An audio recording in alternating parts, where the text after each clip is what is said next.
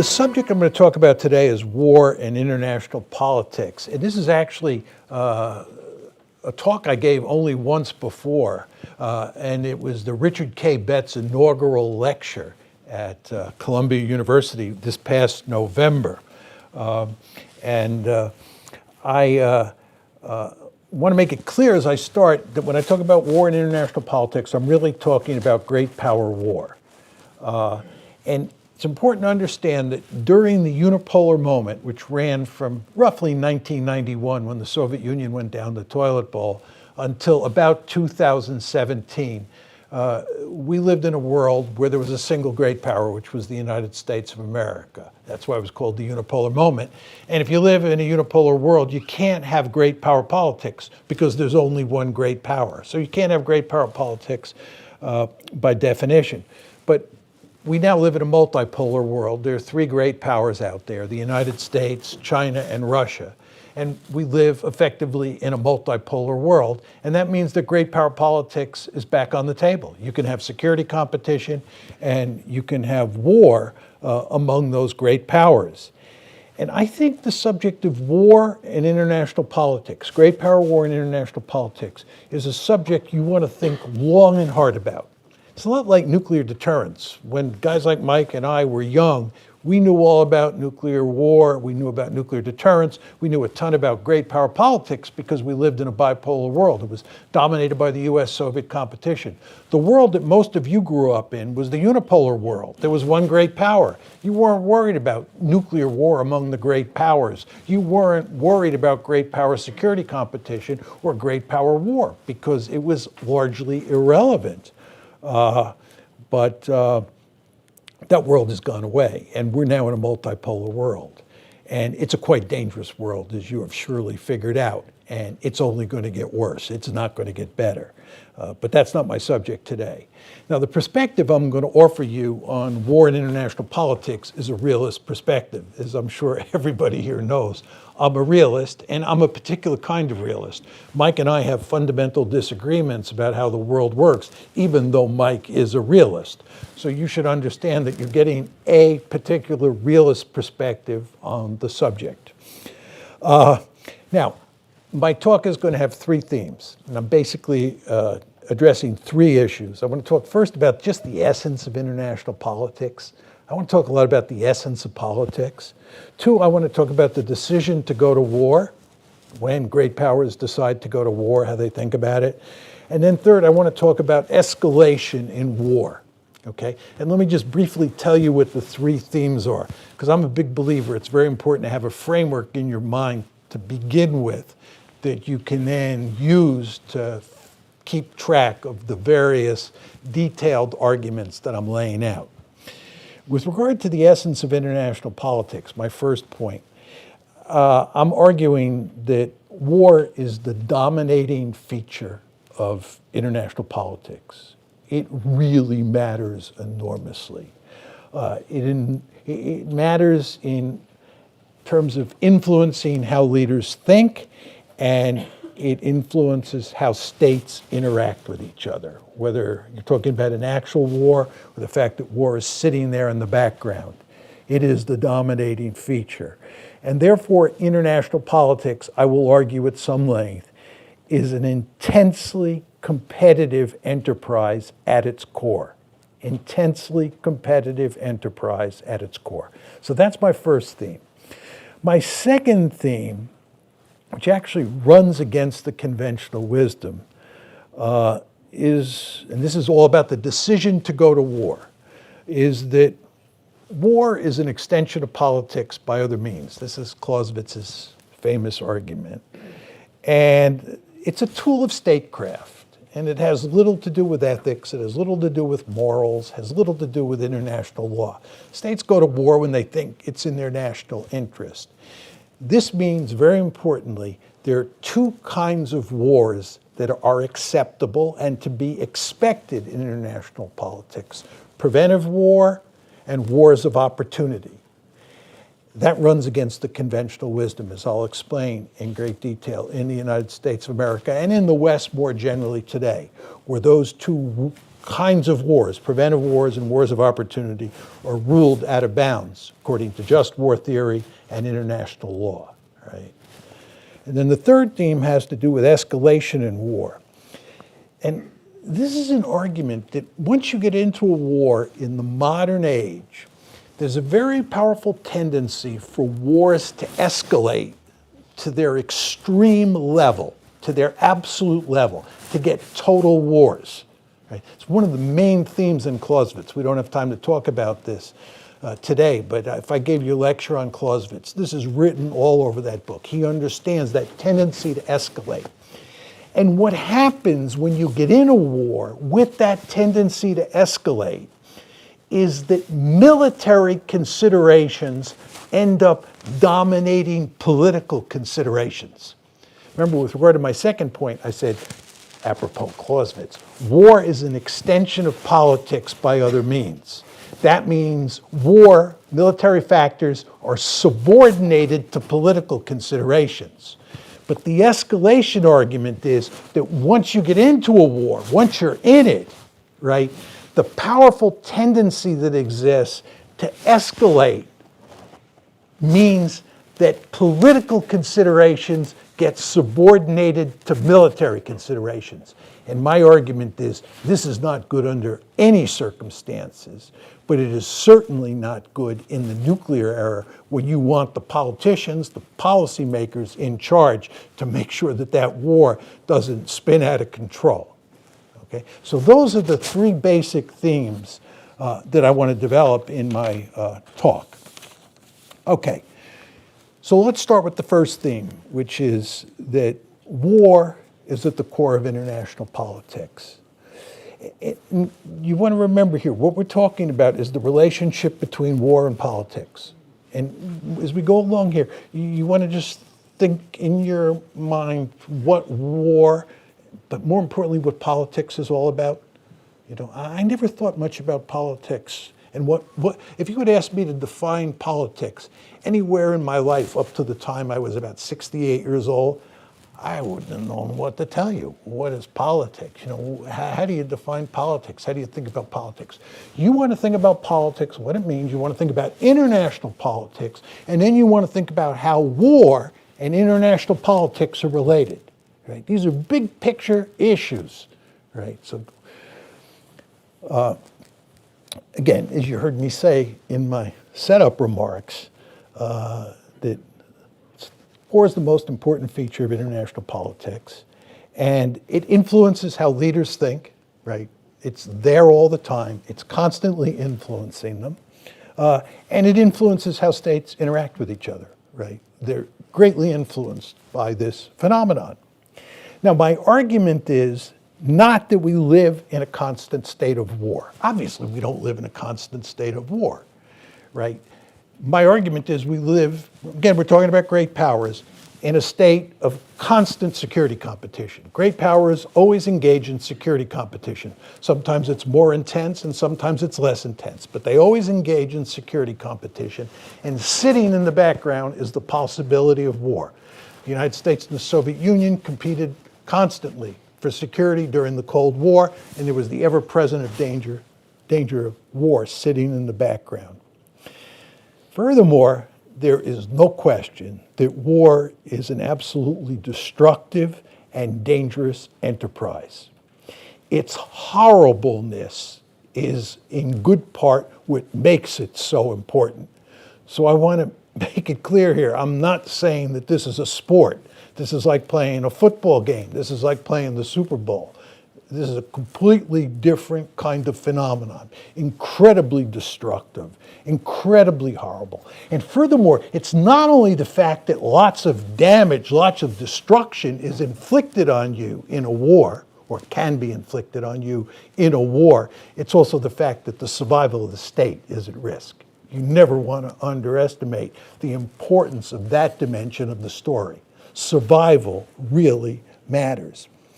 But given how destructive war is, and given the fact that it threatens the survival of states, unsurprisingly, states have gone to great lengths over time to do away with war, to outlaw war, to figure a way to get rid of it. But you know what? They failed at every turn. They never got rid of it. And they're never going to get rid of it. It's going to be there forever. Right? So the question is, why is this the case? You want to think about this. Why haven't we been able to get rid of war? And I'm going to make two arguments. The first one, it has to do with the nature of politics. And the second is it has to do with the architecture of the system. This is the anarchic nature of international politics. So it's a two-part argument. This is why you can't get rid of war, why it's an ever-present possibility that sometimes manifests itself in actual fighting. There are two reasons. The first has to do with the nature of politics. And this is what I was imploring you to think about today and think about in the years ahead. Just what politics is all about. Politics, as Barack Obama, right, and Bill Clinton said, is a contact sport. It's a nasty business. Politics is all about fundamental disagreements on first principles, fundamental differences about questions regarding the good life. And these fundamental differences that individuals or societies or states have are sometimes so profound that people want to kill each other. Just go back to the religious wars in Europe way back when, Catholics and Protestants killing each other in huge numbers, right? Just mattered so much to them. The abortion issue, an incredibly complicated issue. There are lots of people running around in the land who believe in or don't believe in abortion, who would like to kill some people on the other side. It's a contact sport, right? These differences really matter. Look at the fights over Supreme Court appointments. Look at how all of these anti-Trump people feel about the possibility of him getting reelected.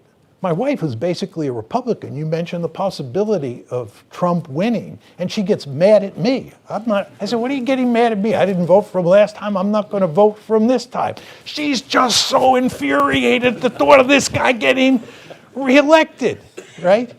And by the way, there are lots of people on the other side. You get my brothers talking about Hillary Clinton. Oh boy, right? I'm just saying, what you have to understand, the intensity and the enmity that comes with politics is not to be underestimated, which is why Clinton and Obama both said it's a contact sport. And I have a similar quote from Newt Gingrich in there, which makes the basic point.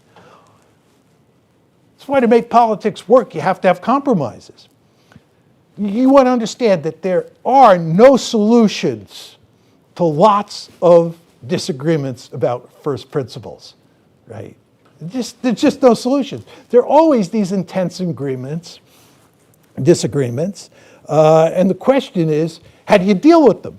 Inside a state, inside the United States of America, inside Japan, inside France, you deal with it by creating a state.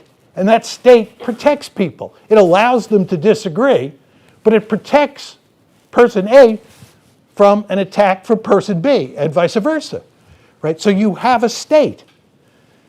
But this gets to my point about the architecture.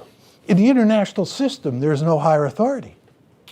There's no higher authority to protect these states, which sometimes have fundamental disagreements. So, what this says is you can't take war off the table. You understand? You can't take war off the table. Remember I said politics is all about the fact that you have fundamental disagreements between individuals, between societies, between groups in society, between states. You have fundamental disagreements. And those disagreements are sometimes so profound that A wants to attack B and kill it, right? You can't take war off the table because there is no higher authority. Inside the state, you can take murder off the table. You can take killing off the table in large part, certainly in those areas where the higher authority has presence. But you can't do that in international politics. And when you add to that the destructiveness of war and the fact that your very survival might be threatened, right, you can see where that leads you, right? Politics, right, is naturally an unremittingly competitive and intense enterprise. It's unremittingly competitive and intense. And that's inside the black box. That's inside the state. And then you take it out into the international system where there's no higher authority, and that competitiveness, that intensity is ramped up even more. So this is sort of my basic point to start with, that when you talk about war in international politics, you can see where, given the nature of international politics, given the nature of politics and as it applies to the international system and the presence of war, you can see how those two things go together. And again, just bring in the survival motive, right? Your survival is threatened as a state. Furthermore, just the destructiveness that's involved, right? So let me make my argument crystal clear by making three additional points. First is, I'm not saying that cooperation is impossible. You could have cooperation. You can have two states that are great powers that are competing with each other that can cooperate. During the Cold War, my favorite example is on the issue of nuclear proliferation. The United States and the Soviet Union both had a vested interest in making sure that there was zero nuclear proliferation. We took a while, but we eventually created a proliferation regime, really starting in the late 60s. The NPT was 1968. Nuclear Suppliers Group was formed in 1975. And we basically did a great job, the United States and the Soviet Union, cooperating to shut down nuclear proliferation, in good part. Did we continue to compete at the security level? You better believe we did. Did we continue looking for every opportunity we could find to screw the Soviets coming and going? You better believe we did. Were we glad to usher them down the toilet bowl in the late 1980s, early 1990s? You better believe we were. That's the way great power politics works. The United States is a ruthless great power. The Soviet Union was a ruthless great power. We never stopped engaging in security competition, which again is not to say you can't have some cooperation. You can have cooperation, but that cooperation takes place under the shadow of security competition. Just a quick word about international economics. If you think about international economics and you compare it with international politics, certainly as a realist like me understands international politics, international economics pays no attention to survival, pays no attention to international anarchy. All these terms that we use don't apply there. They're interested in cooperation on a large scale. That's what globalization is all about. And the idea is if globalization works, everybody gets richer. Prosperity really matters to them. Whereas somebody like me focuses laser-like on the concept of survival, they focus laser-like on the concept of prosperity, right? Cooperation matters greatly to international economists, right? Because they're not paying attention to survival. They're not paying attention to security competition. And they could get away with that during the unipolar moment because, again, great power politics was taken off the table.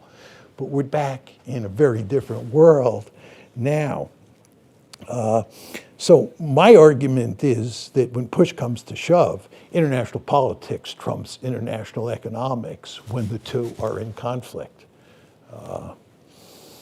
My third point, I want to be very clear.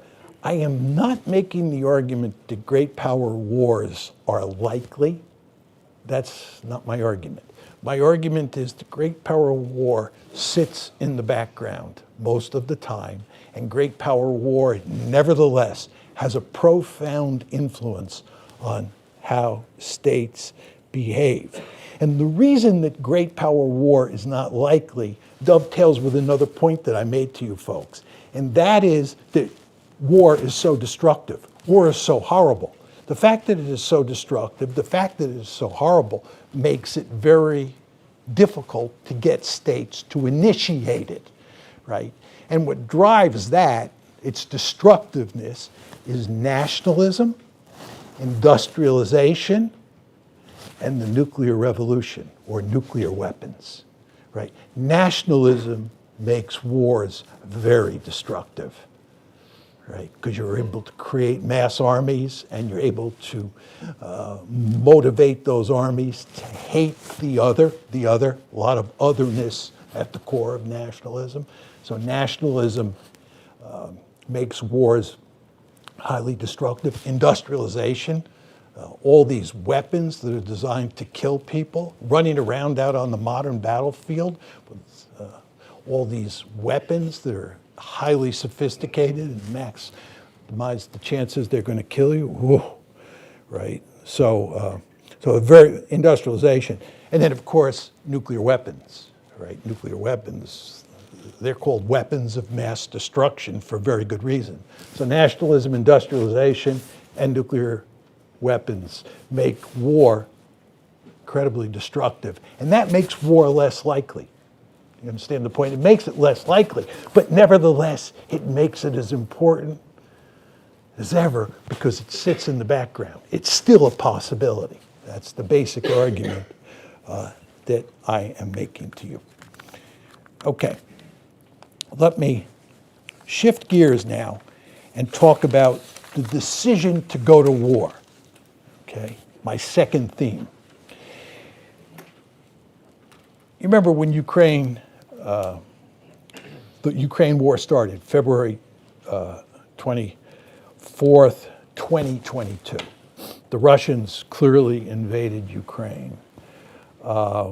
And the basic argument is that this war was both unjust and illegal.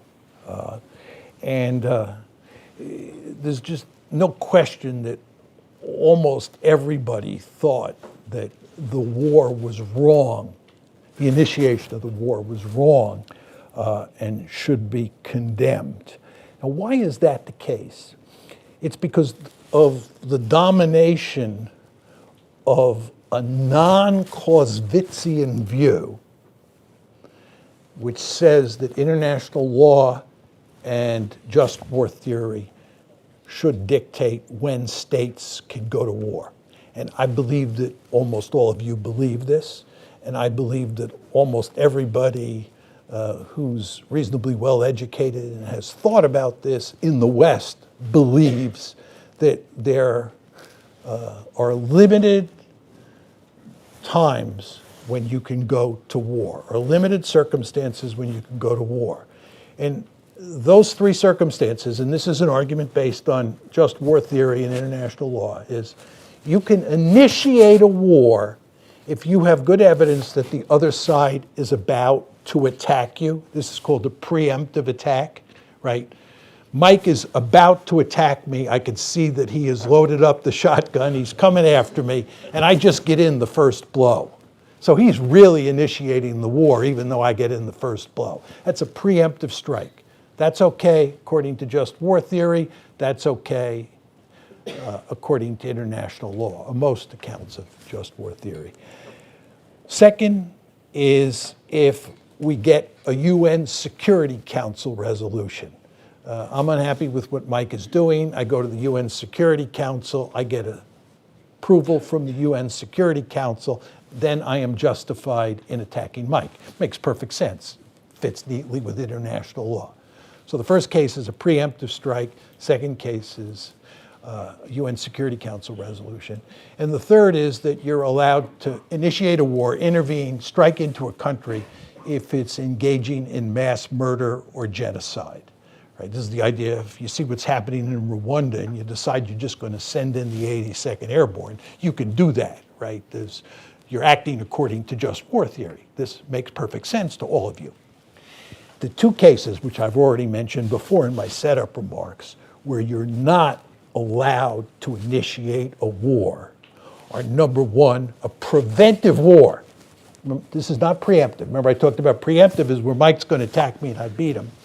to the punch. That's preemptive. That's okay.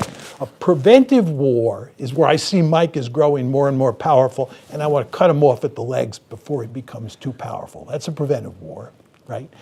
The second is a war of opportunity. This is a war where, Mike and I are competitors, and I'm thinking about attacking that person over there as a way of gaining more power so that I improve my position relative to Mike. That's a war of opportunity. It's an opportunity to acquire more power, right? Those are verboten. Preventive war, wars of opportunity. They're verboten according to just war theory and according to international law. Now let's just go back to Ukraine. The conventional wisdom in the body politic in the West is that Putin invaded because he was an imperialist. He was interested in gaining more power for Russia, creating a greater Russia, right? It was a war of opportunity. The vast majority of people in the West believed that it was a war of opportunity, right? He was trying to gain more power for Russia, make Russia more powerful, make it a greater Russia, right? That was the argument. That's verboten, and that's why everybody criticized him. I argued, on the other hand, and now a number of others like Jens Stoltenberg, who is the head of NATO, have argued this, that it was a preventive war. My argument is it was a preventive war. He was not going to let Ukraine become part of NATO. He was going to prevent that from happening. So there's, let's call it the John Jens Stoltenberg argument, right? And then there's the conventional wisdom.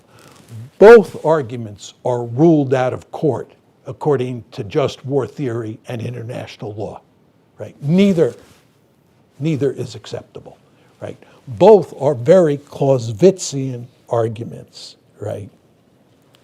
So if you think about what's going on here, right, with this non-Clausewitzian argument, remember, Clausewitz doesn't talk about whether anything is morally justified or whether it violates international law. It's a tool of statecraft. Clausewitz says if John sees an opportunity, right, to protect himself in the face of this threat from Mike, or Mike sees a threat to protect himself in the face of a threat from John, Mike and John can do whatever they want. War is it's a tool of statecraft. Let's not get wrapped around the axle about ethics and morals or anything like that. That's the Clausewitzian view. And what you want to understand is that the view that almost all of you, I'm sure, have accepted, right, and the vast majority in the body politic have accepted, is a non-Clausewitzian view. And what's going on here is that we are basically trying to subordinate the conduct of international politics to a moral or legal order. You want to think about what's going on. This is very important. Nobody really puts it in these terms. We are subordinating the conduct of international politics to a set of moral and legal precepts. Right? It's really a radical way of thinking about the initiation of war. Right? And it's fundamentally non-Clausewitzian, right? And the example I like to use to highlight this is the case of Michael Walzer's famous book on just war theory. I think it's a terrific book. I've used it for years for teaching purposes, even though I'm a realist. And the book is an attack on realism from the get-go. If my memory's correct, the first chapter is against realism. That's the title of the chapter. He hates realism, right? And he would hate what I have said to you over the past 10 minutes. And it's a defense of just war theory. And it's in many ways a brilliant book. But it has a fundamental flaw in it, which I believe shows you why my logic trumps his logic, why realism trumps Michael Walzer's just war theory. And that is, he, towards the end of the book, makes the case that in a supreme emergency, when you're on the ropes, when it looks like you're going down the tubes, you can abandon just war theory and act like a realist. That's the Walzer argument, right? And he's fully aware that this is a very dangerous argument for him to make. And I'll make it clear to you in a second why it's a very dangerous argument for him to make, because he's leaving a narrow crack in the door open. And you cannot leave a narrow crack in the door open with somebody like me, because I'll go through that.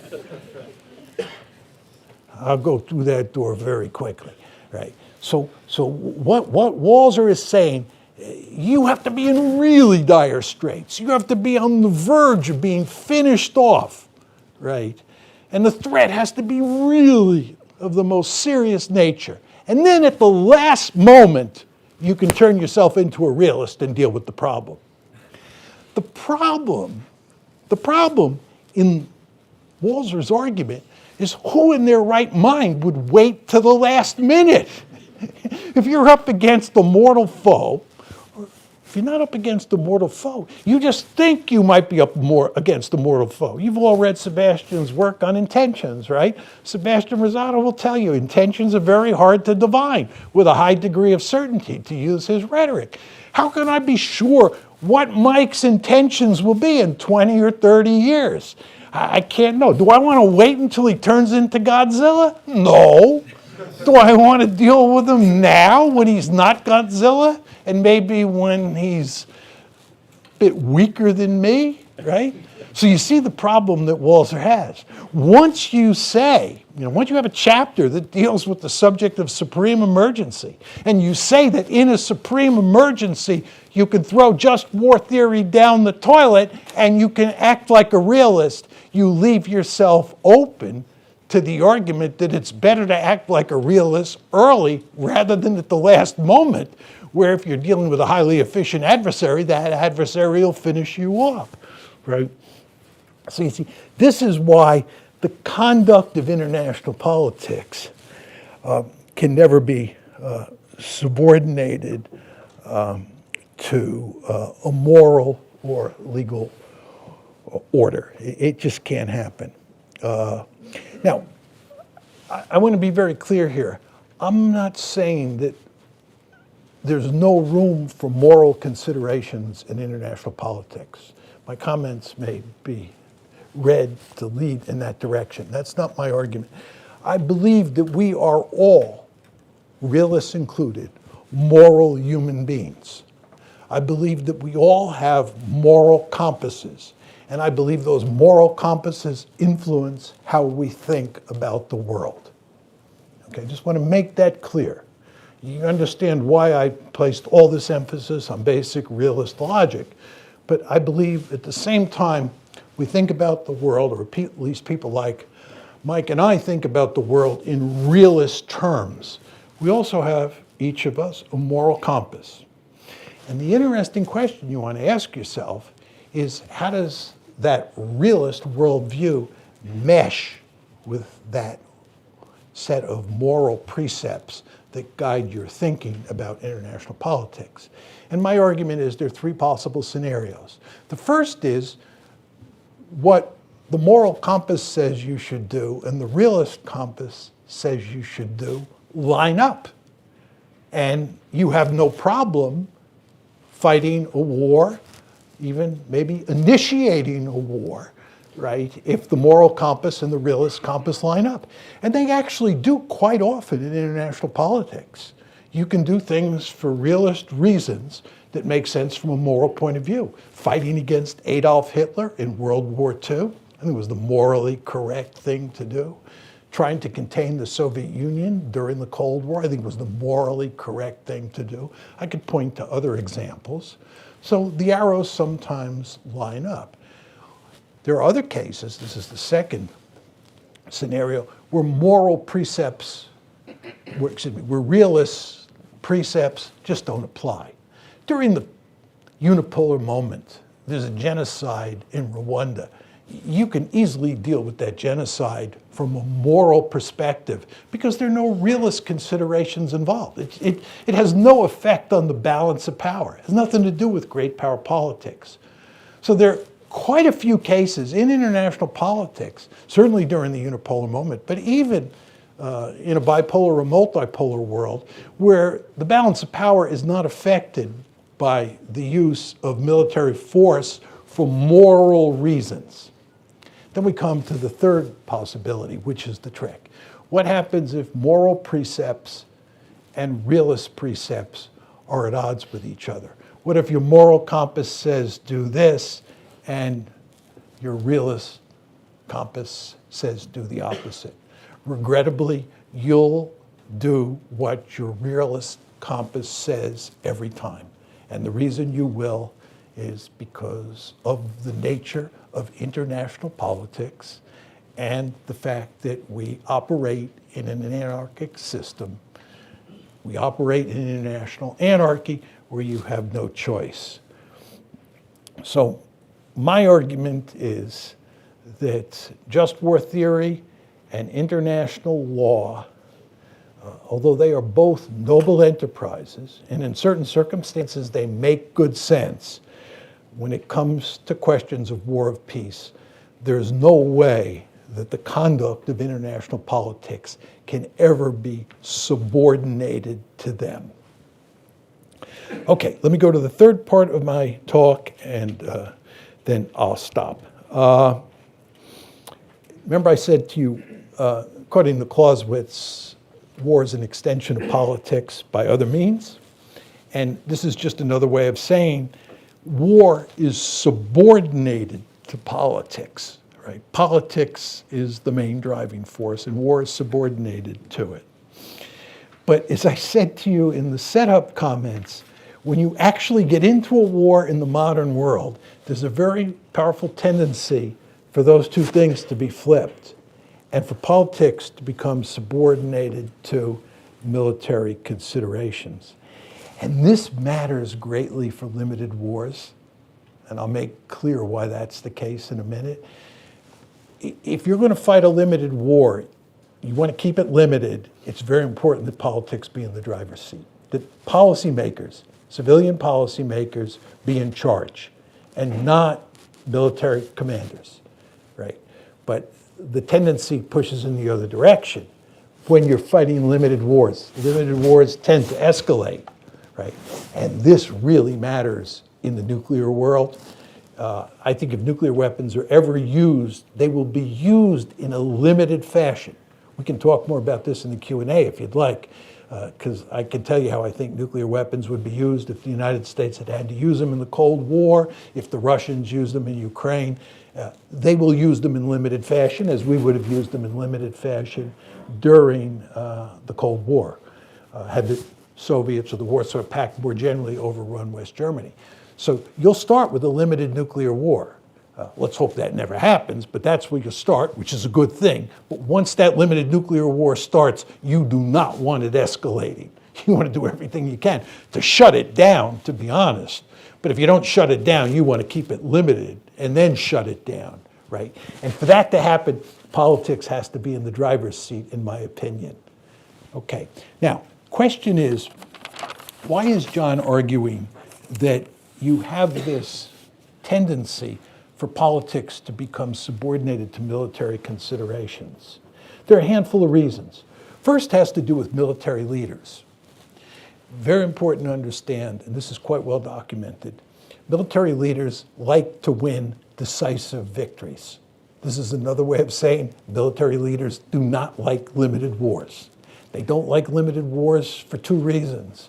They want to go in and win quickly and decisively to minimize the number of their troops who get killed, but also because they are in charge of national security. They are in charge of defending the state.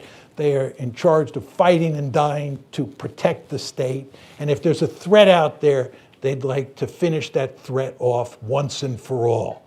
Winning a limited victory means that you leave your adversary intact, right? So military leaders like decisive victories. They don't like limited victories. Furthermore, military leaders do not like civilians telling them how to conduct the war. Military leaders think they are the professionals. They know how the profession of arms works. These civilians are a bunch of dinglings, and they're just going to get us in trouble if they're in charge. And the best way to avoid this is that once the war starts, all responsibility is turned over to us, military leaders, or we military leaders. We'll execute the war, we'll win a decisive victory, and then we'll turn control back over to the policymakers. Right? And I have some quotes in the paper where there are actually generals making this argument. So you see, military leaders, number one, like decisive victories. That cuts against limited war. Number two, military leaders don't like civilians in the decision-making process. And it's civilians or policymakers who keep wars limited. Right? So the military is a big problem here. Well, let's put it in a slightly more cautious way. There's a real tendency for trouble from the military if you get into a war. Second force that pushes for escalation, which I've touched on already, is nationalism. Nationalism, huge problem for escalation. This is written all over Clausewitz's famous tract On War. Just go to book 8 of On War. What nationalism allows you to do is raise a mass army, and it allows you to value infuse that army in ways where almost everybody hates the other. And in fact, inside the broader society at large, people are value infused to hate the other. Nationalism turns into hyper-nationalism. I'm sure this is easy for all of you to understand, right?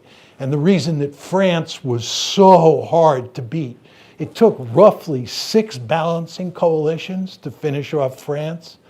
The war started in 1792. The French Revolutionary and Napoleonic Wars started in 1792, and they ran to 1815. That's 23 years. It took 23 years to finish off the French. This is what Napoleon's writing about in Book 8 of On War. He saw Napoleon up close. He saw the French army up close. It was an army that was built on nationalism. It was the nation in arms. Think about the nation in arms. It was a really powerful force.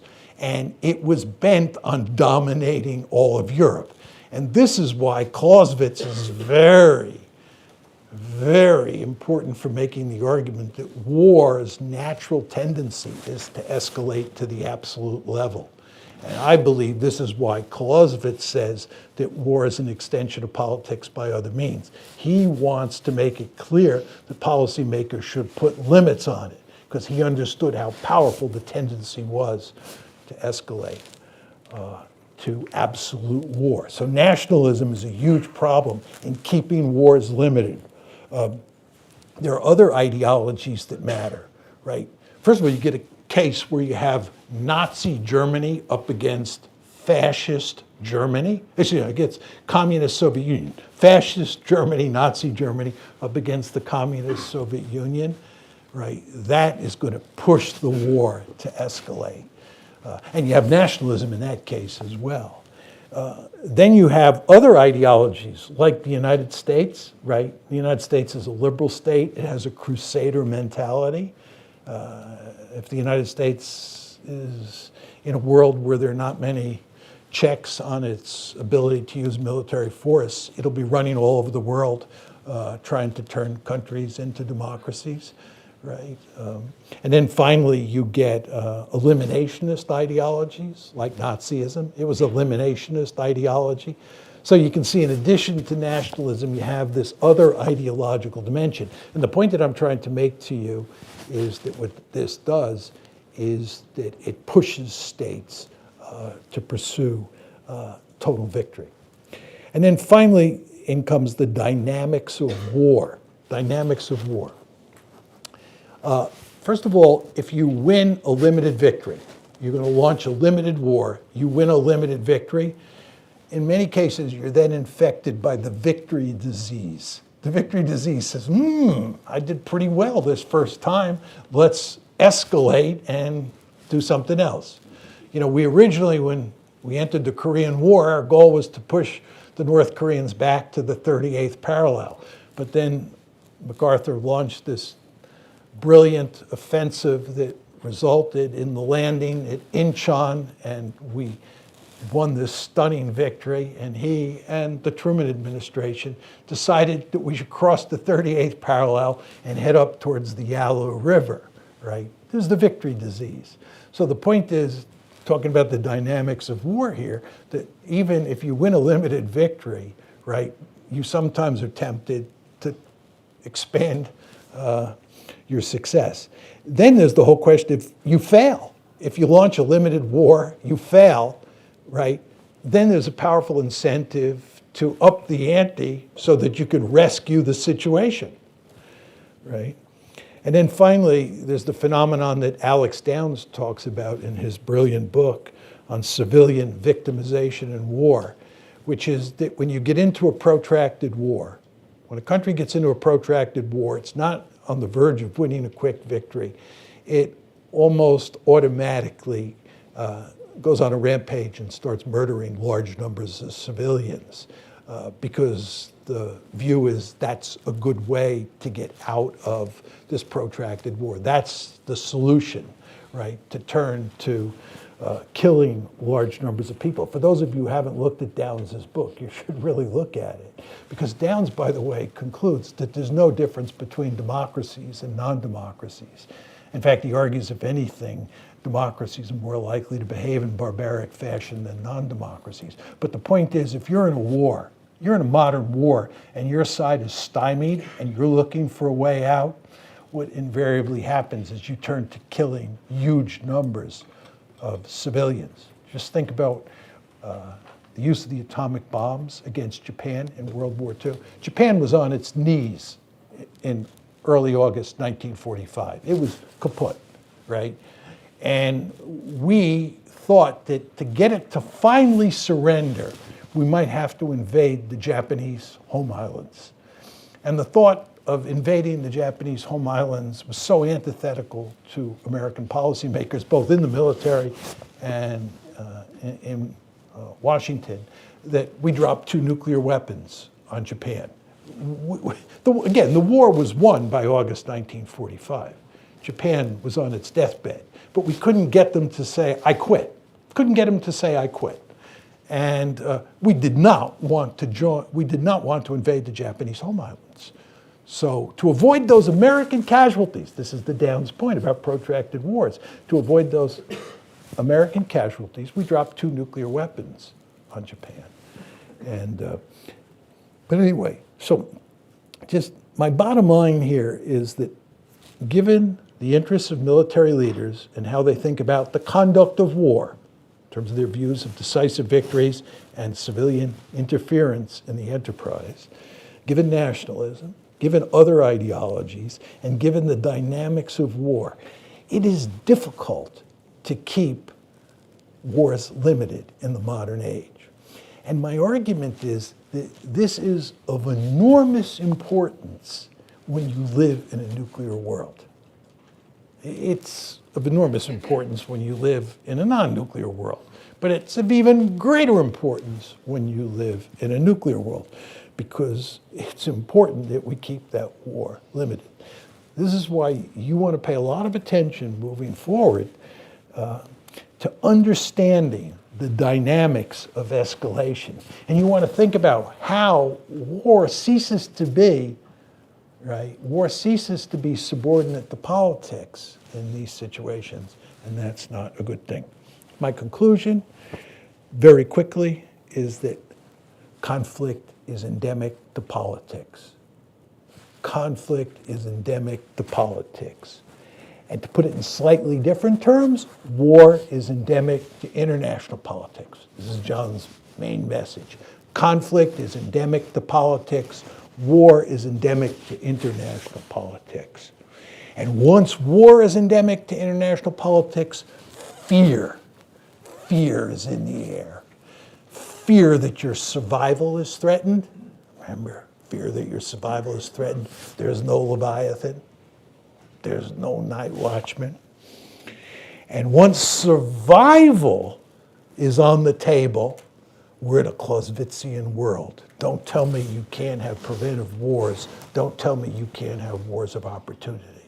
Because in a world where survival is under threat, those two kinds of war, however regrettable this is, they are on the table.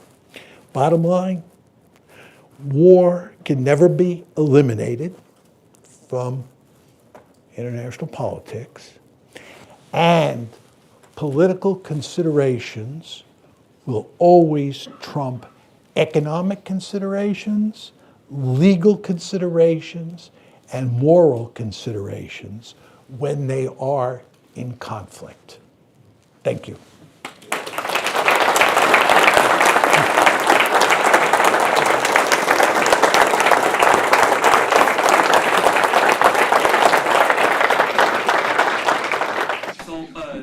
A wonderful speech.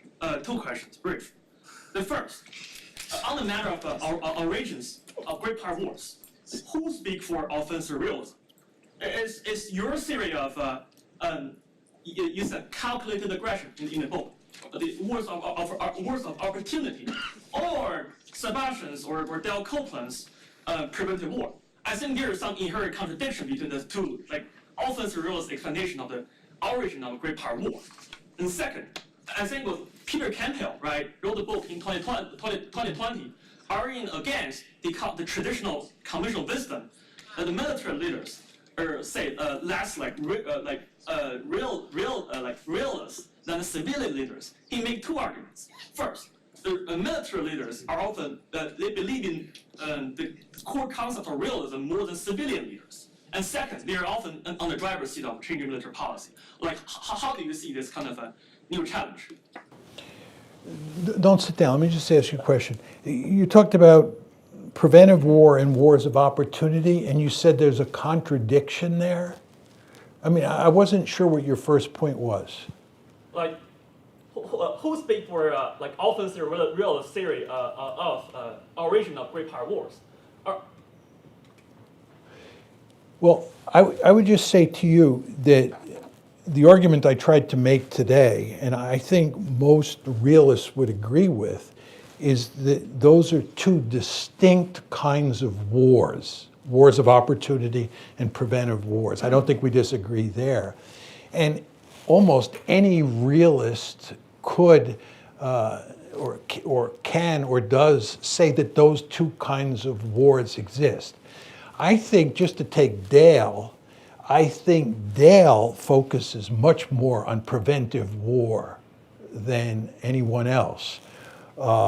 I think as an offensive realist, I focus more on wars of opportunity than I do on preventive wars, which I think is getting to what your question is, that these different people think about these things differently. But you know, there's no reason that you can't think in terms of both. In the book that Sebastian and I wrote, which is very interesting, relevant to his question, Sebastian and I did the World War I case. This is the July crisis in 1914. And I had long argued, don't tell anybody this, that it was a war of opportunity, that really I thought Germany was going for the whole enchilada. But after Sebastian and I spent endless hours going over the case, I think I was wrong. Yeah, I think it was a preventive war, and I think Dale is right on that one. But anyway, I just think these are two logics, and one can emphasize one more than the other, but they fit neatly in the realist canon. Although there are realists like Mike who basically believe that neither one make any sense in the modern world. I'm not picking on him here, but I think it just shows you the point that I tried to make early on, that there are differences among people on this. And your second question was about the military and their attitude towards war. And what was the basic point that you were making there? Yeah, it's basically Peter Campbell's like 2020 book. I think Professor Dash advised his thesis. Yeah. So there are two arguments. Firstly, like military leaders often believe in the logical realism more than civilian leaders. And secondly, they are often on the driver's seat of national security policy. That's why you see like the U.S. Military policy in the Cold War are broadly aligned with like realist principle. Okay, I'm just going to make one quick point just so we can get to other people. I want to be clear here that my argument is not that military leaders are more interested in fighting wars than civilians are. There's this widespread belief, I believe, in the West that militaries love to initiate wars, and thank God we have the civilians, which, by the way, is consistent with my argument, the limited war argument, that you want policymakers in the driver's seat. The argument here, right, is that policymakers don't want to go to war, civilian policymakers, and it's these warmongers in uniform. Actually, I think the opposite is the case. I think civilians are really, in most cases, not all, the warmongers, and the military is a brake on going in. And the key book on this is Dick Betts's book, Statesman, what is it, Statesman? Soldiers, Statesmen, Cold War. Yeah, Soldiers, Statesmen, and Cold War Crisis by Richard K. Betts. That was the lecture I gave at Columbia. It was Dick's first book. It was this Harvard PhD dissertation. And Dick's bottom line is that militaries are less reluctant, or excuse me, they're more reluctant to initiate war. But once they get into a war, they want to go for the whole enchilada. They want, as I said, decisive victory. Rose, good. John, good to see you. Likewise. So, I'm interested in your definition of politics, and I like it. It sounds very Schmittian. This idea that it's about fundamental differences that can lead to conflict, right? It is very Schmittian, as in Carl Schmitt concept of the political. Right. But that seems to be in tension with Clausewitz and the way that you talk about Clausewitz and political decisions as having to be above military decisions. And the problem with escalation is that military stuff starts to conform to its own logic, right? The logic of war beyond what makes sense for political circumstances. But if you have a definition of politics that has conflict baked in, and that has politicians who are managers of politics engaging in politics as a contact sport, and that if the heart of politics is about being angry enough, having enough fundamental differences that people would fight each other and kill each other, then how does that accord with Clausewitz? It seems like, it seems like it's in tension with your idea that, and Clausewitz's idea, which I agree with, that political managers can pull us back from sort of the absolute wars that can happen, or the total wars that Thank you. So the idea is that there's this constant competition that can turn deadly and escalate, and it might even lead to absolute war or total war. And what I'm arguing is that it's very important for the policymakers to be in the driver's seat so they can set limited goals, or in those cases where they set limited goals, it's very important that they be in the driver's seat to keep the war limited, right? That's my argument. And what's the problem that you see? Just If politicians, so military leaders are managers of violence, right? Politicians are managers of the national interest, right? They're acting in a sort of different way, right? But you've defined politics as being about conflict. You've defined politics as the possibility that you have these fundamental differences where people can get angry at each other, Yeah, they can hate each other, they can kill each other, blah, blah, blah. A politician presumably is an expert in politics, and that's a very violent view of politics. So why would the politician not fall into the same trap as the military person? Because as a policymaker, you just want to keep a war limited because it makes good political sense. You're in charge of national security broadly defined, and an unlimited war is something that you don't want. I mean, just to go to Joe Biden and dealing with Iran, I do not think, or Joe Biden dealing with Ukraine, right? Joe Biden did not want to get into a war with Russia, right? He wanted to keep the war in Ukraine limited.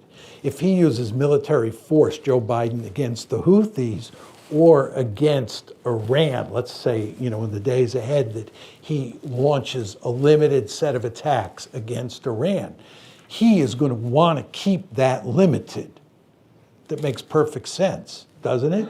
And one of the dangers that he faces, one is the nationalism argument. The nationalism argument is these guys killed Americans. Those are our people, right? That's the nationalism argument. But the other thing is the military, they're going to want to take the gloves off in all likelihood, right? Military people have been killed, right? If you're going to go in, look, Joe, if we go in there, we want to hammer these people. We want to defeat them. We want to eliminate the Houthi threat, right? This is the problem that you run into. But I don't see I see politicians is a bad word. I see policymakers who represent the political class in a very difficult situation, in part because of nationalism, but also in part because of dealing with the military. That's my argument. Thank you, Professor Mearsheimer. My name is Colin Hagan. I had a question regarding your point about the increased lethality of war decreasing the likelihood of conflict, and I wanted to know your opinion on whether or not great powers are increasingly invulnerable, and if so, does that mean that the intrinsic components of the state have increased in importance? I'm inspired by Caitlin Talmadge's work on coup-proofing and how some regimes look inwards for threat rather than outwards. And if you have any thoughts on that as well. But just start over again. What was the basic point? Because of the increased lethality of war, okay. Yes, sir. And what does that do? Decrease the likelihood of... Decreases the likelihood. Okay. Are you disagreeing with that? No. I'm just trying to, okay, but so what is the argument?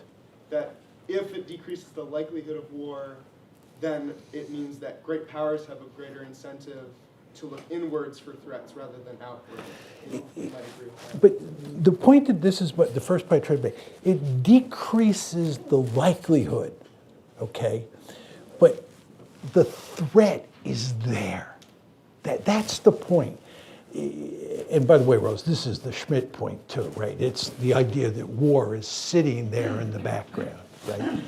It's that threat that you can never take your eye off the ball. That's not a very good way of putting it, but you get what I mean, right? You constantly have to pay attention to the possibility, right, that you will end up in a war. So there's no question that the intensity of the competition varies from case to case. I don't want to get too carried away here, but it's the ever-present possibilities there, which limits your ability to look inward. You wrote a piece, this is Mike Desch, wrote a fascinating piece when the Cold War ended. Correct me if I'm wrong, but you argued that once the Cold War is over with and you're in the unipolar moment, there is no external threat. And you can look inward. And his argument was that this is going to cause all sorts of problems. This is the centrifugal forces, right? This is the argument that in an immigrant culture like the United States, if you think about this, well, first of all, let's just go back to what I said about politics. Politics is a contact sport, different interests. You can never get anybody to agree on anything. That's an exaggeration, but you know what I'm saying. So that's point one. Point two is if you have an immigrant culture, right, you're going to have additional centrifugal forces because you're bringing all sorts of people into the body politic who have not been socialized, and they have to be socialized, right? And one of the ways in a liberal democracy like the United States, with as many people as we have, the diversity we have, the immigration we have, one of the ways of dealing with those centrifugal forces is to have an external enemy, right? Again, Schmidt, back to Rose, right? An external enemy. And Mike's argument was there was no external enemy, right? And didn't one of the Soviet leaders say, you're going to really miss the Soviet Union, right? because it had We're this. going to do the worst thing to you. We're going to deprive you of an enemy. Yes, did you hear what Mike said? We're going to do this one Soviet leader said to us after the Cold War ended, we're going to do the worst thing to you. We're going to deprive you of an enemy. Anyway, but so that's actually a situation in the early years of the Cold War where I think your logic applied. But my argument, remember, my argument is great power politics is back on the table, right? And in a world where great power politics is back on the table, right, I think your argument is moot, but I think it applies in that case. Sir. Dave Radjic, United States Army, retired. Thank you very much, Professor, for sharing your wisdom. It's much appreciated. From that period, 1939 to 1945, what issues, what decisions, what policies, if any, would help us today to resolve some of the issues that we're talking about? 1939. I'm not sure what the answer to that would be. I mean, the one thing that strikes me about that period versus the present is that we're in a multipolar world, and that was a multipolar world. I was born, and a lot of the older dogs like you, Mike, we were all born in the, we were born in a bipolar world. So all my understanding of great power politics was developed, true for you folks too, was developed in a bipolar world. Then we went to unipolarity. Now we're in a multipolar world. And the 1939-1945 case was a multipolar world. And what makes it very interesting is that during the run-up to World War II and in the conduct of World War II, there were two areas of the world that we cared about, and there were two great powers that we cared about. One was Japan in East Asia, and two was Germany in Europe. Of course, the Soviet Union mattered, but Germany was seen as the principal threat. So we had to deal with two threats at the same time, and then once the war broke out, we had to fight two wars, right? And this was a real balancing act. Roosevelt, by the way, was a genius. I think one of the great strategic geniuses of all time. But anyway, today, if you look at the situation we face, right? We face a Chinese threat, we face a Russian threat, because we've turned it into a Russian threat. I don't think it's a serious threat, but there's a Russian threat that we're dealing with, a Chinese threat. They're the two great powers, right? And then there's the Middle East. And one of my favorite arguments these days is that the principal threat that the United States has to deal with today is China. And the last thing you want to do, if you have to deal with China, is you want to be bogged down in the Middle East, thinking about attacking Iran. Are you kidding me? This is the last thing we need to do. The threat is in Asia. Furthermore, there's Ukraine. What in God's name are we doing in Eastern Europe?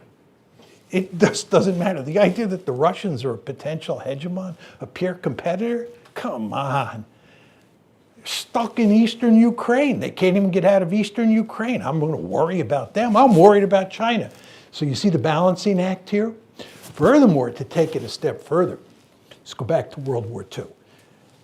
The genius of Roosevelt, and this was not due solely to Roosevelt, is that we formed an alliance with the Soviet Union, and the Soviet Union paid the principal blood price to defeat Nazi Germany. It was very clear from World War I that to defeat Nazi Germany in World War II was going to involve an enormous blood price. And the question is, who was going to pay that blood price, right? And one of the principal driving forces behind appeasement in Britain was that the British said, we don't want to pay that price. We've been there, done that, and it did not work out very well.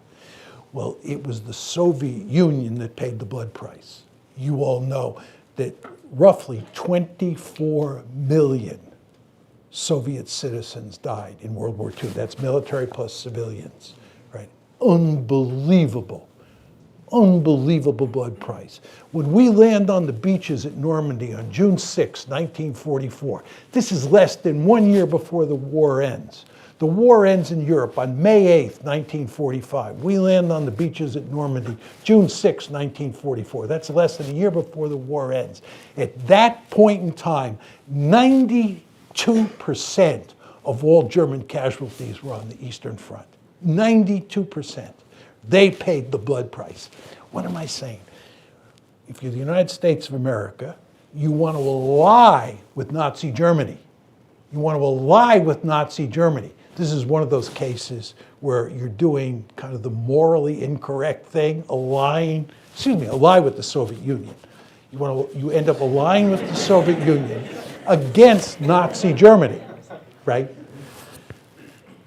Fast forward to the present. Instead of allying with Russia, having Russia as an ally to help us contain China, because of the Ukraine war, we have foolishly pushed the Russians into the arms of the Chinese. Right? So when I look at what we did between 1939 and 1945, I find it hard to see a mistake that Roosevelt made. And I could go on and on about this, but I won't. But I see evidence of hardly a mistake that he made. He played it perfectly in terms of fighting a two-front war and in terms of allying with the Soviet Union, even though it was the morally incorrect thing to do, because it was imperative to defeat Nazi Germany. If you look at American policy today, I think we ought to pay more attention to thinking about priorities, right? And the importance of focusing on Asia and not focusing on the Middle East, not focusing on Europe, and forming an alliance with the Russians to contain the Chinese. But that's not going to happen. Yes? Thank you so much for the talk today. So I'm writing a thesis on civil conflict, and I was wondering if you had, I know this talk is all about international war, multipolarity, but I was wondering if you had any thoughts or lessons you think you could extend from these concepts to concepts of civil war, preventing them from occurring. The only thing I'll say about civil war, which I don't know much about, and I've learned over the years it's not good to talk about things you don't know much about, especially when you have a high profile, because people remember the foolish things that you said. What I would say about civil wars is civil conflict is an excellent illustration of my point that politics is a contact sport, okay? Remember what I said. Politics is a contact sport, but in the context of a state, inside the black box where you are, right? Inside the black box, you have the Leviathan, you have the night watchman, and that's what protects people. And that's fundamentally different than the international system where there's no higher authority. That was my argument.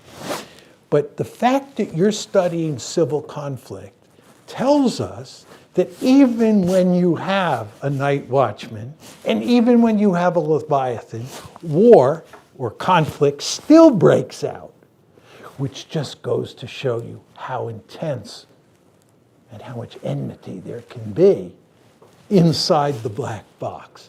It shows you that politics is a combat sport. Conflict is all about combat, intellectual, or combat of one sort or another. Contact sport, sorry. But that's not to say that that happens all the time, right? But it's always there, right? And that's why you want to stay. Thank you, Professor. My name is Josh. Earlier you said that once we're in a period of war, it's much easier to rationalize military action. What do you think about the idea that... I don't understand what that means. Sorry. Once we're in a period of war... Yeah, like just kind of what you were saying earlier, like when we're in a period of conflict, it's easier to, like, offensive action or even just action, military action in general, is much easier to, I would say, convince to the public, to the general population, the country. Like, once you're in a period of war, people are generally more nationalistic, I would say. They want to win the war. Like you were talking about earlier, your point to generals, right? The generals like wanting to win the war decisively. So I wanted to ask, what do you think about the idea of the military-industrial complex actively like wanting to keep us in a state of war, a prolonged state of war, Yeah. like as an industry? Like, what do you think about Yeah, that idea? yeah. Great question. I get asked this question occasionally, and I always give an answer that the audience finds unsatisfactory. But my answer goes like this. I think there's no question that the military-industrial complex, let's call it the MIC has an interest in security competition, because the more security competition there is, the more need there is for an arms buildup. But in terms of initiating war, and even initiating a security competition, I've never seen much evidence that the MIC matters that much. When I was your age, the international relations literature was broken up into three parts. There were the realists, there were the liberals, and both of those groups are still here. And today there's the social constructivists, they're the third group. There was no such thing as social constructivists when I was your age. There were Marxists. I know you find that hard to believe, but it is true. There were real Marxists. I used to know a huge amount of Marxist literature. I took a course in graduate school on Marxist theories of the state. But anyway, so Marxism was one of the three bodies of literature.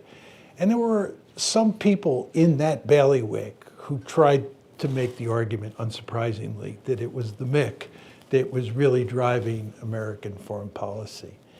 And I looked at a lot of those pieces and I read a lot of the counter arguments. And I think it's just very hard to make the argument that the MIC matters that much.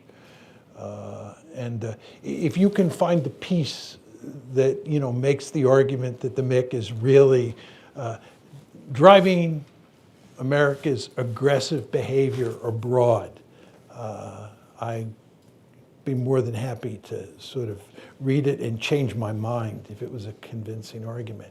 But I've just not seen a lot of evidence that the MIC matters that much. And just one final point, I'm not arguing it doesn't matter at all. That would be a stupid argument to make. It matters somewhat. But I think there are other considerations that drive foreign policy. This is an argument you would expect from a realist like me, right? And then when you go back to the unipolar moment, as you know, John's argument is that it was liberal ideology, crusader state, that was really driving the train. So you see me bouncing back and forth. Liberal ideology in the unipolar moment, and bipolarity and multipolarity, realist logic. And I'm staying away from, for lack of a better phrase, the Marxist argument or the MIC argument. So that's my thinking on that one. Last for a physics professor. My question is it a purely preventive war? My example is 1999, NATO bombarded Serbia. And the argument was that to protect the civilians in Kosovo. But actually, the other opinion is that they wanted to have a strategic military base, NATO base in Kosovo. I'm not sure that's a preventive war. I mean, a preventive war, just go back to me and Mike, is that I'm very fearful that Mike is going to grow much more powerful. And because I can't know Mike's intentions, I want to cut him off at the knees now. I'm preventing him from becoming a threat. Your story seems to me, this is the unipolar moment. There's really no threat in Europe. Right? The Soviet Union is gone. Russia's, on its knees at the time of the Kosovo War, right? But what you're saying is that I pick on a small power just because I want to have a NATO base in Kosovo. I think that's possible, but it's just a different logic. Does that make sense?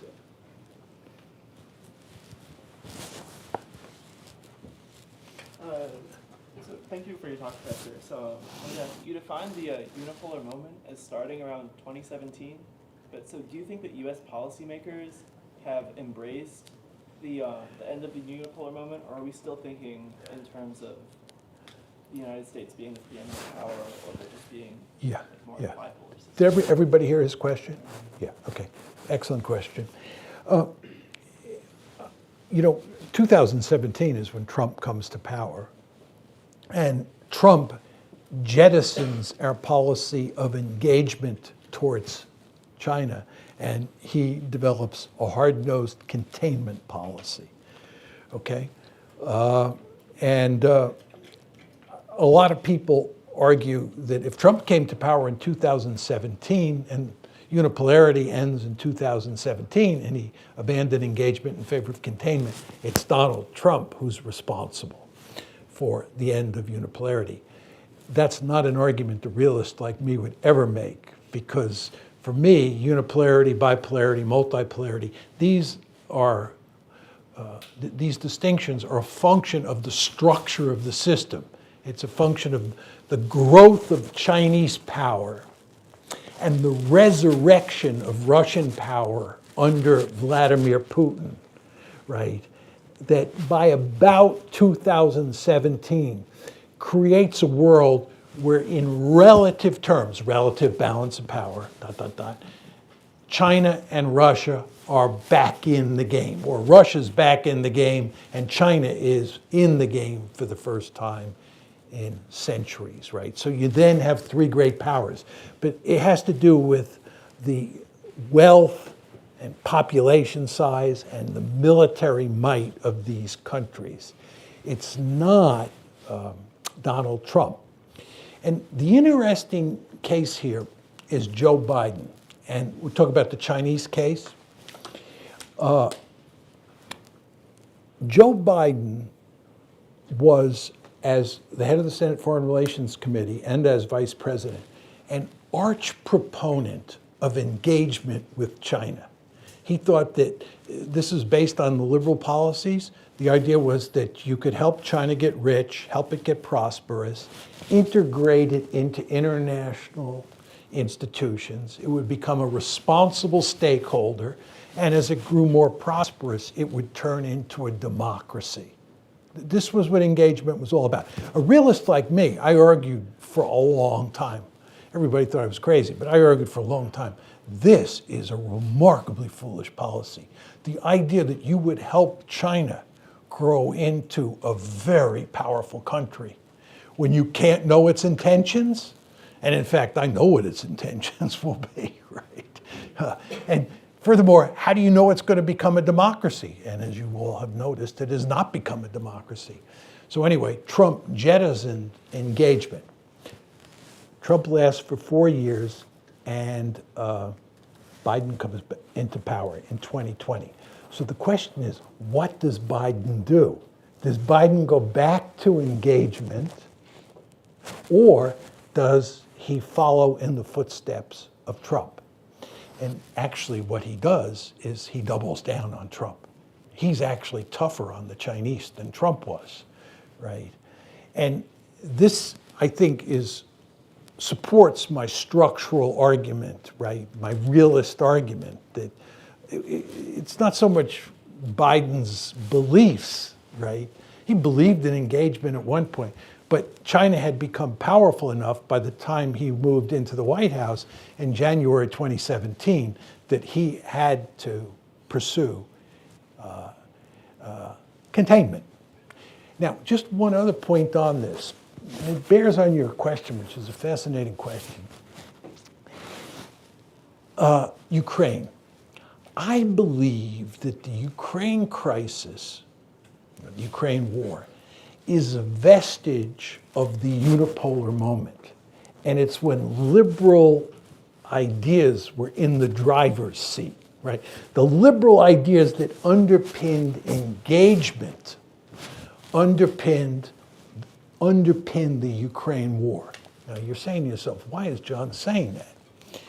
Well, the start of the trouble in Ukraine is the famous April 2008 Bucharest NATO summit.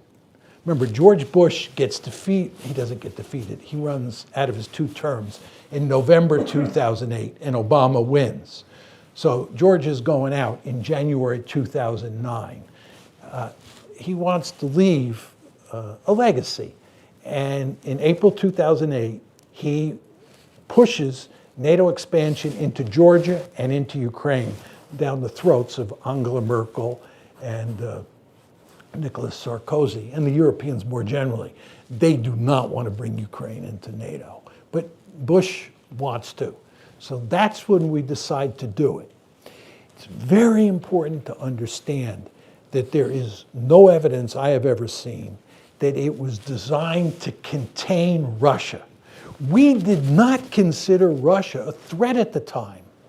What we were trying to do was we were trying to spread institutions like NATO and the EU eastward on the belief that we would integrate these countries into these institutions, they would become responsible stakeholders, we would spread the EU eastward, people would get hooked on capitalism, they would get prosperous, would reinforce democracy. Remember we had the color revolutions, the orange revolution in Ukraine, the rose revolution in Georgia, all designed to promote democracy. So if you talk to Mike McFaul, right, who I disagree in fundamental ways with on this whole subject of Ukraine, he will tell you that he was, although he's a Stanford professor, he was the U.S. ambassador to Russia.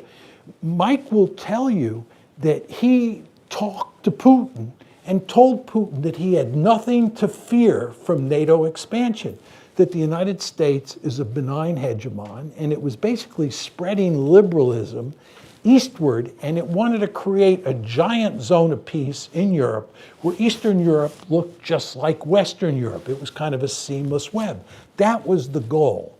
It's not until the crisis breaks out in 2014, February 2014, when we switch gears and all of a sudden Vladimir Putin is a really serious threat, right? That's 2014. But anyway, what you see here, right, is that the Ukraine crisis, which broke out in 2014 and continues to this day, has its genesis in that April 2008 decision. And it was the unipolar moment. That's 2008, the unipolar moment. It's when liberalism was in the driver's seat, right? And the problem that you face, this is a huge problem for the United States. I learned this when I was a kid during the Vietnam War. It's one of the main lessons I took from the Vietnam War. It's very easy for the United States to get into a conflict. It is very hard to get out, right? Once you start shooting, getting out is really tough. Think Afghanistan, 20 years. And the problem with Ukraine is it blew up in 2014.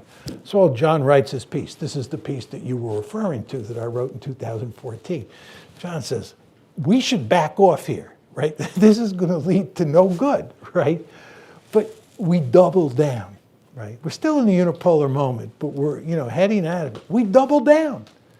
And by the way, one of the reasons we doubled down is it's the unipolar moment. We think we're Godzilla. We're so powerful. Screw the Russians. They're protesting. By the way, NATO expansion, first tranche, 1999. Russians scream bloody murder. What did we do? We ignored them, just pushed on. 2004, second tranche of NATO expansion. And this included the Baltic states, right? Russians scream bloody murder. What do? Shove it down their throat, move on. April 2008, Putin screams bloody murder. He's, just to show you what good friends we were with Putin in 2008, and that NATO expansion into Ukraine and Georgia was not aimed at Putin. Not aimed at Putin. Putin was at Bucharest. We were playing kissy face with him at Bucharest, right? We didn't see him as a great threat. We just thought we were Godzilla. Shove it down his throat, right? You all know that 2 countries were going to come in, April 2008. We said Georgia and Ukraine will come in. A war broke out in Georgia in August of 2008 on this very issue. People like me said, oh my God, right? The Russians are serious. Putin wasn't blowing smoke. Then the war breaks out in Ukraine, the low-level war, in February of 2014. 2014, February 22nd, 2014. I say, this is what I say, time to back off. This is, going to lead to no good, right? The Russians are deadly serious. But we're in the fight now, right? Getting out? You think we're getting out of Ukraine? You think we're getting out of the Middle East? We're sinking into the deep muddy. You know the deep muddy, Pete Seeger? You remember Pete? You're all too young to remember. You probably are too young to remember Pete Seeger.